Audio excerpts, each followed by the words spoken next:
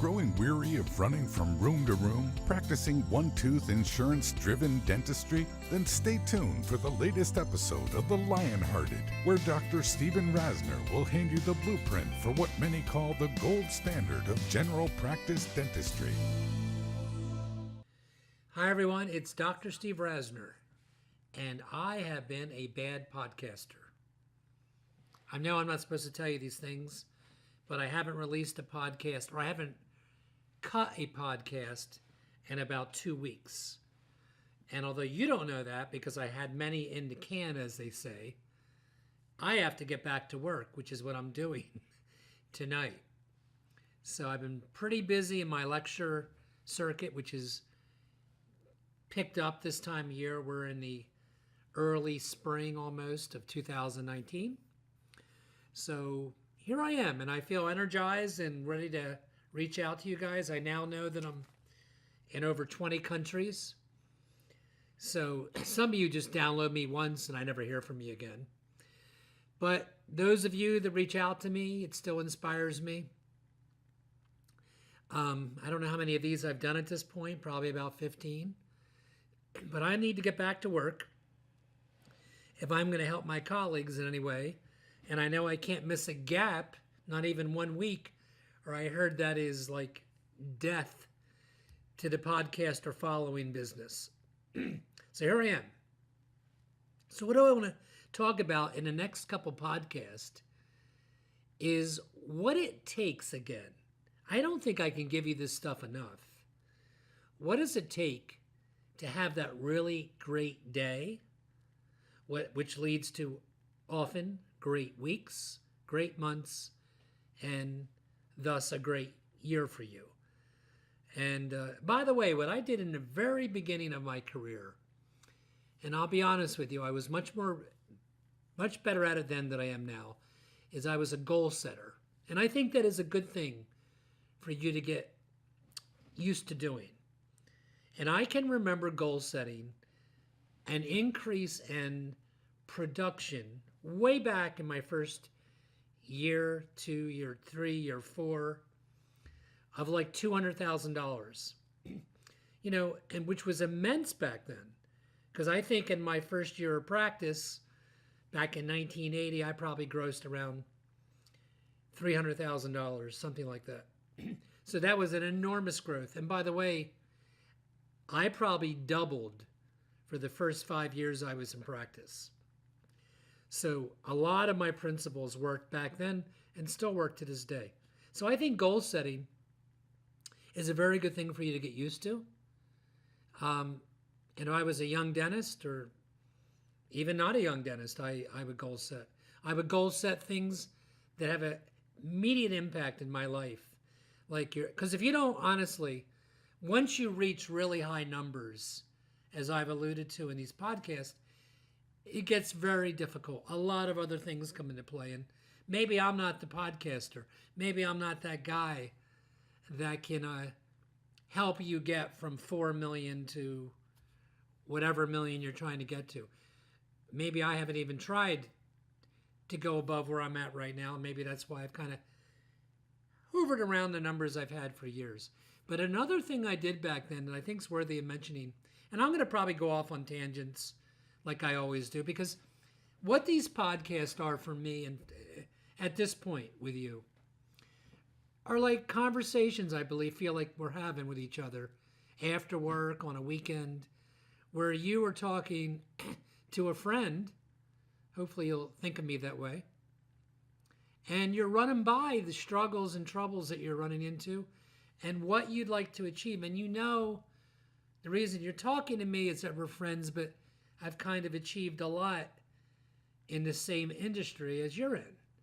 And I don't think I'm all that. I mean, there's probably guys out there that are way smarter than me that could have their own podcast.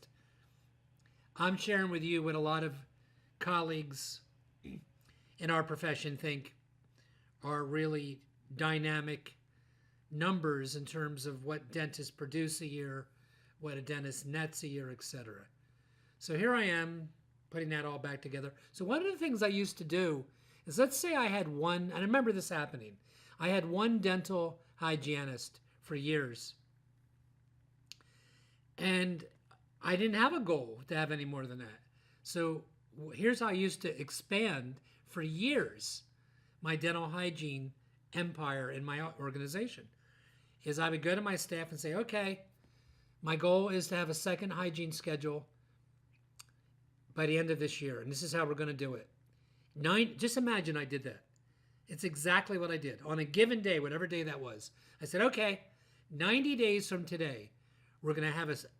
So at that point, I would have had one hygiene schedule. I said, we're going to have a hygiene schedule, and we'll have two hygienists starting 90 days from now on whatever day I selected. Let's say it's Monday. And I expect that to be filled. And as soon as that is achieved, we're going to go to a second hygiene day. And that will be 90 days from the date the first one's filled. And I don't know if that's science or it's not luck, because I have 5 hygienists to this day. And this is what I'll tell you about hygiene. It is the nucleus of your practice. And I wasn't intending to talk about that, but here I'm going to right now because a lot of thoughts on my mind. So let me get with it. It is the nucleus of your practice, and it is also the most predictable profit center of any center we have in our office as dentist. I didn't say it's the most profitable. I said it's the most predictably profitable. And what that means is that if you bring a patient in and you fill, that schedule on a given day with bodies, you're definitely going to be profitable. And there's nothing else, and you'll be a set profitability that you make out of hygiene. And that's important, man, to have in what you and I do, because there's nothing else you do that you can say that about.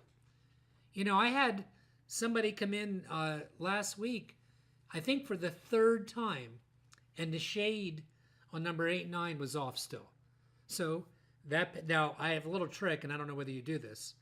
What I do these days is when somebody comes in for an anterior case, before I anesthetize them, I hold, this is not profound, but I didn't do it this way. I assumed for years that the shade was going to be close, and I numbed, and I had to try it on their abutment first.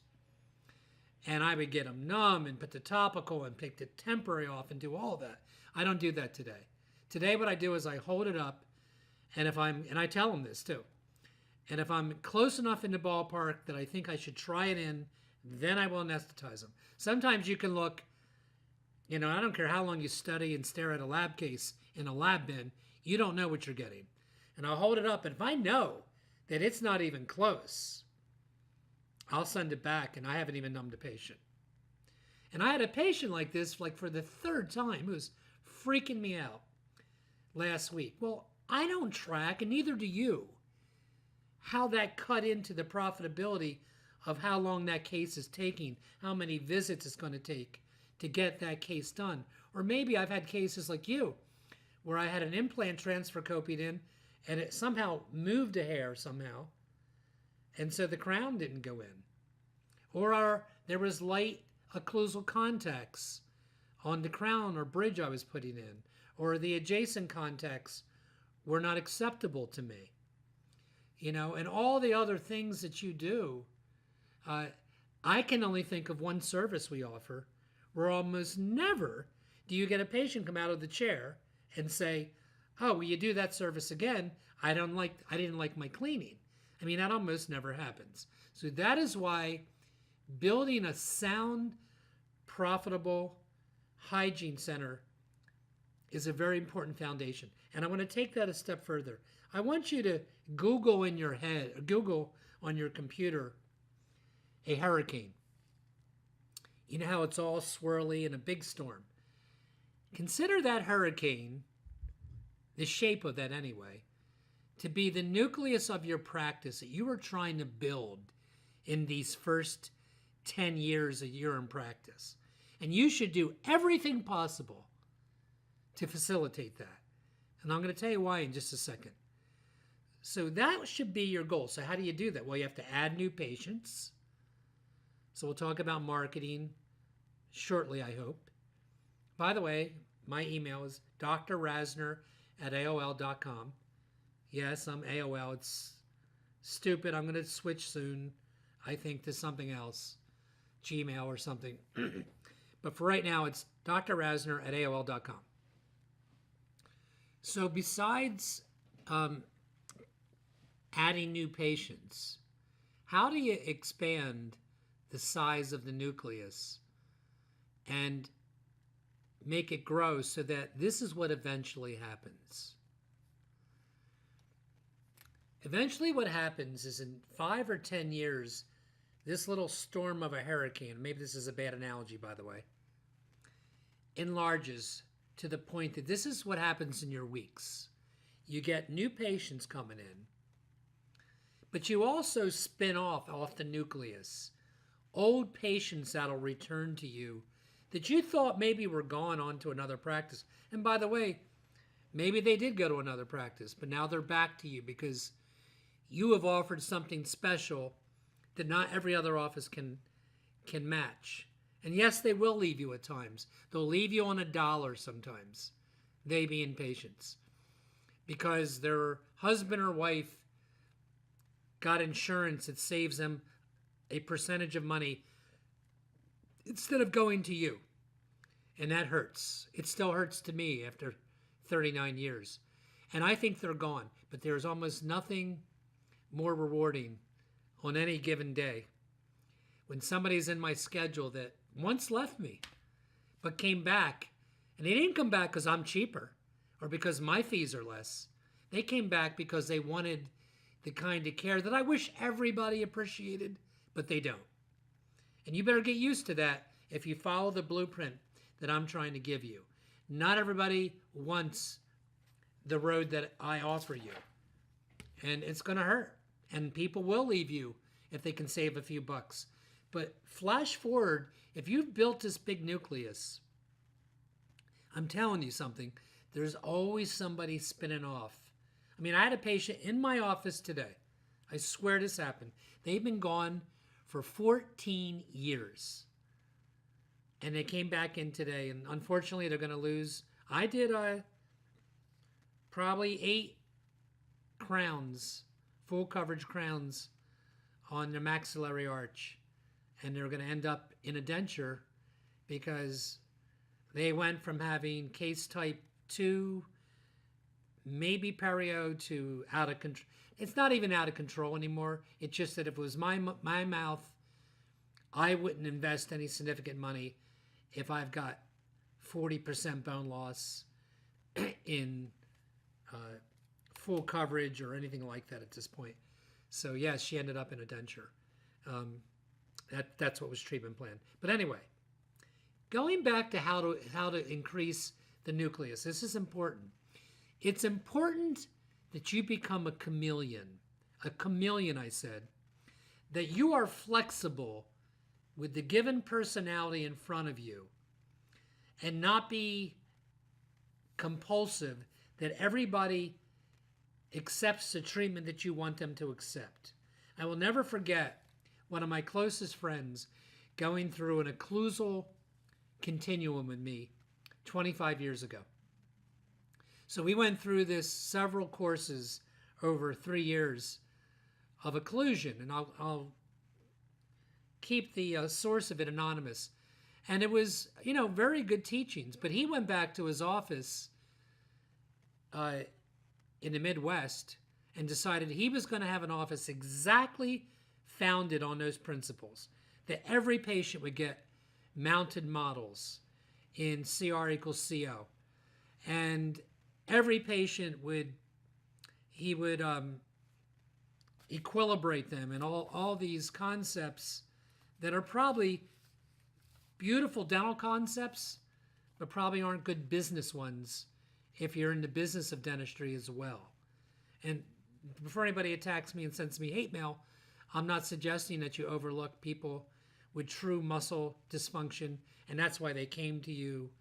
I'm just saying I believe it was a mistake to base your practice totally around that, unless you just love that kind of treatment and you're in an area that I'm not in, or he wasn't in, because he went bankrupt literally in 9 months. my philosophy has been I bend, but I don't break. So what does that mean? It means if I bring a patient in and I recommend a certain treatment and they don't accept it, as long as it doesn't violate the line, now you have to create that line. I'll give you a couple of examples of my line. If they need periodontal scaling and root planing, that's a very strict bar for me. I won't overlook that and continue to treat them.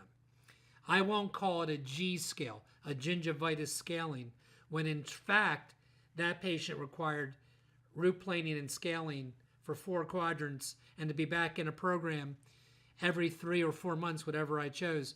That I will never overlook. And let me tell you why I'm saying that. I promise you this. The work that you do right now in 2019 that will last the longest will be based mostly on how well you educate that patient to the importance of nutrition and how often they need to come in to see you. Because very few people can only come in twice a year. And by the way, some people can come in once a year. I know that. It exists. But as dentists, can we be honest for a minute? A lot of us, including yours truly, for years upon years, was reluctant. It happened today, by the way. I had a patient in my chair today that had scaling and root planing last year. And he looked like a mess again. And he only has 8 maxillary teeth with a maxillary partial. Okay? Lower mandibular teeth with a mandibular partial. This is exactly, by the way, what I mean about this isn't really high-end dentistry, but you can maintain a patient's dentition for years upon years with that kind of therapy. It's not implant replacement. It's not a precision partial. This is a bread and butter, steak and potato, conventional partial maxillary mandibular denture. And the patient came back in today, and my hygienist came to me. I swear this happened 3 hours ago, and said to me, he was in last year for scaling and root planing. And he's a mess. He's got 5 and 6 millimeter pockets. Do you want me to G scale? That means gingivitis scaling. I said, no. Let me go in and talk to him. And I was just stone cold honest. I said, listen, you only have 8 teeth left on the top. You know this. And you have I said, I would have no respect for myself as a doctor if I just overlooked what my eyes see and what my hygienist saw. And I'm not lecturing to you. I care about you. How old are you? I said. He told me, I think he was 60. I said, my goal is not to have you look good at 60 and 61 and 2 and then end up in a denture at 66. My goal is for you to have these exact teeth 20 years from now. And the only way you and I are ever going to get there is either you're going to have to change some habits or you're going to have to see me more frequently as well, or both. And he had scale and root planing done. I mean, that was from my heart. So this is what I mean when I tell you that's a very rigid line for me. Of course, I was going to say, of course I'm not going to leave periapical abscesses in a patient's mouth. I will tell you this. Sometimes I will leave a tooth broken to the gingival floor, to the crest, that I might bank for bone for an implant if that patient indicates to me. Now, obviously, not in the aesthetic zone. If that patient indicates to me, and I'll ask them, is there any chance in the next couple of years that you think you may have an implant in this area? And I'll point to the area. And I said, really, be honest. And if they say, I really think it's my goal, and I'll tell them, if this tooth becomes symptomatic for any reason, we'll have to abandon that plan, but I'm going to leave it and bank it for bone right now. So that's one way I go. But more importantly, a lot of times I will have to fill teeth with a 5-surface, a 6-surface composite core filling that's free of decay to keep them from getting root canal when they can't afford a crown, let alone 3 or 4 other full coverage restorations. Look, I'm not in Manhattan, Beverly Hills, Chicago. I am in a suburb of Philadelphia. And I often have to make what I'll call reasonable compromises As long as I spell it out on my treatment plan and have them initial it, as long as I've taken the time, which I do, to make it really clear this is why we're doing this, then I am pretty comfortable with that. I can give you a case of a fella that's in my lectures, and I'll call him, I'm trying to think of his name. Well, I'll call him Gordy. That's not his name. And he had what I call a headlight crown for 25 years during his checkups. It was number 9, bright as bright can be, looked god awful. I was very comfortable with him. I told him many, many times, hey, Gordy, you going to let me do that? Let me do your front teeth or not? And he was a bachelor. And he would say, oh, Steve, I'll get to it someday. I didn't push him. Now, of course, that's an easy one. That's not pathology. But the reason I'm telling you about that story is Gordy actually got engaged in his late 50s. I had been working on him for 25 years. And a month after he got engaged, or within a month or two, he was in my office because his fiance didn't like his smile. It didn't matter that I didn't like his smile.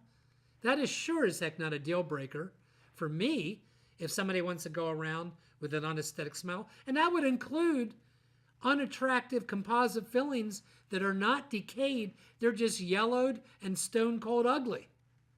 No, I'm not kicking that patient out of my office.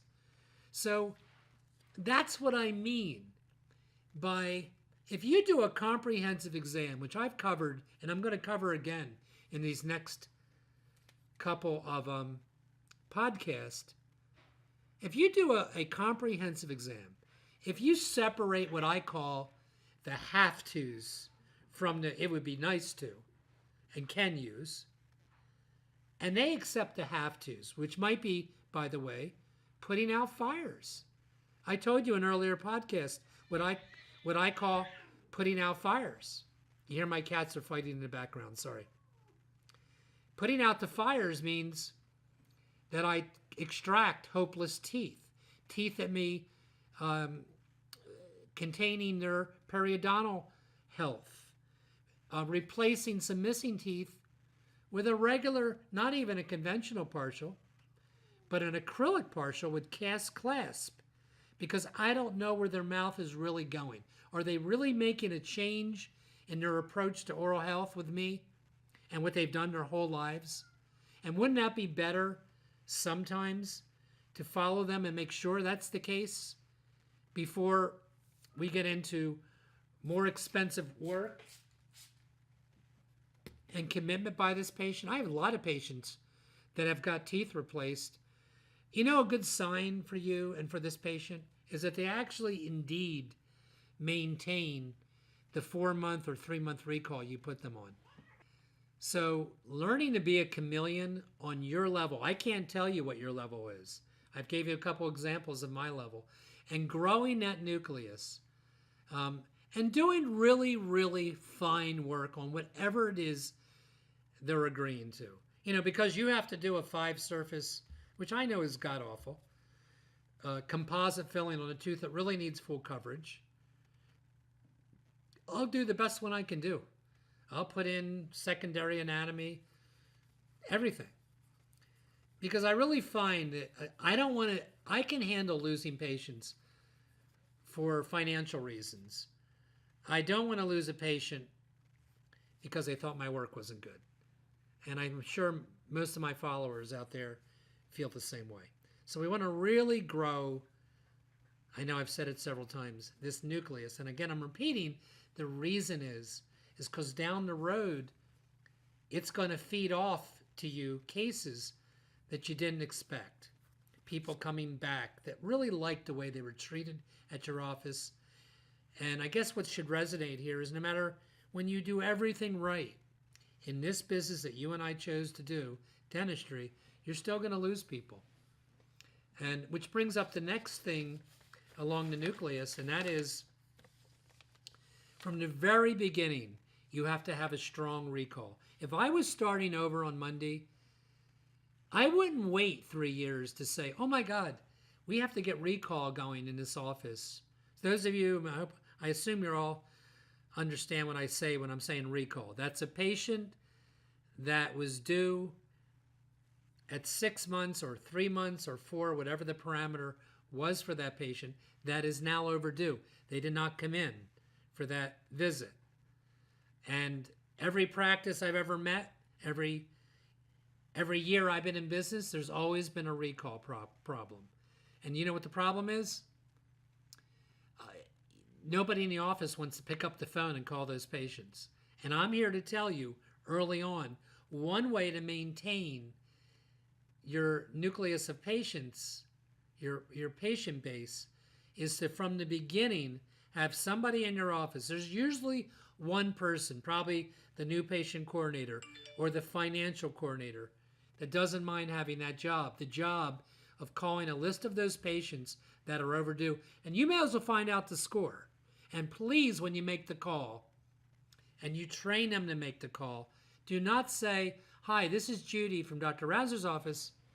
I noticed you're overdue for your cleaning." Please don't. If you probably one shot to get them back into the practice. So you ought to have a rap together that's a little better than, and I'll explain what you should do. That's a little better than "you're overdue for your cleaning. This is Judy from Dr. Rasner's." Don't do that. What you do is you get the list of patients. Now, I suggest this is a team effort. So maybe somebody else could collect the charts or the names of the patients so that the person making the calls can go off a script or a note sheet about the last time they were in. How, wouldn't it be a lot better if she says, "Hi, this is Judy from Dr. Rasner's office. We haven't seen you in a while." And look, my job is to track down the patients that are overdue, remind them of what we were looking at or what work you might have had done already, and to protect that work for you. And so I'm calling you I know you have other things to do in your life, but we really care about the future of your dental health here at Dr. Rasner's office. And I want to know if I can get you back in so that nothing will get out of hand, or whatever words you want to use. Just don't say the word cleaning. And I'm sure some of you may be versed in better ways to say this, but the point is you have to have somebody in charge of this from the beginning, so that this list, see, when you get the list and you're in practice like me, well, now I have patients that haven't been in years and years. How far back do you go? Well, I'll tell you what we do. We go after the closest year first. So it's 2019 right now, so we'll go recall 2018 people and 2017 people. And guess what? After 2017, after 2 years, you're probably wasting your time. So a little tip from your friendly podcaster tonight, that's what I would do to enlarge and create this gigantic patient base for you that will serve you well. The last thing I'm going to leave you with on this particular podcast is something I said at a lecture I gave last Friday in Pennsylvania, in the United States of America, those of you out of the country. And the lecture was the blueprint for success for the new graduate. And really what it meant is for people who've been out of dentistry for 10 years. And I want to share with you the first cornerstone I gave them. And this was the cornerstone. I said that, and I want you to hear this carefully, those of you in your car, before you turn me off and get in the office or wherever you're going, that you don't have to be a superstar to be a superstar in dentistry. It really doesn't matter what happened in dental school. And that's just the God's honest truth. And I think it's unique to our profession. It's already gospel that I did not finish in the top of my class. It was the other end that I finished in, the bottom of my class. And you know what? I think I know why. I was a psychology major in college, and I got blown away by taking all those hard sciences in the first semester of dental school, like lots of you.